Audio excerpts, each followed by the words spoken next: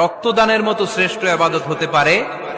আমরা মনে করি শুধু জিকিরি ইবাদত, আমরা মনে করি শুধু নামাজি ইবাদত।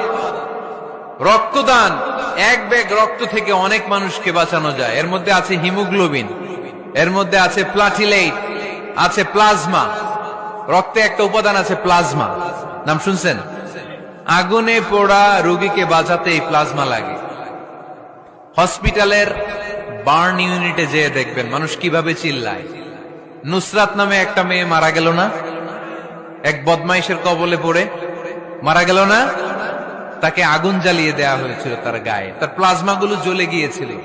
আগুনে পোড়া রোগীর যে কি কষ্ট, একটু দেখার জন্য হসপিটালের বার্ন ইউনিটে যাবেন, দেখবেন যে কি কষ্টে আছে তারা। এই প্লাজমা গুলোকে অনেক সেন্টিগ্রেড তাপমাত্রা নামিয়ে ঠান্ডা করে দেহে পুশ করা হয়। আপনার এক ব্যাগ রক্ত থেকে প্লাজমা আলাদা করা হবে।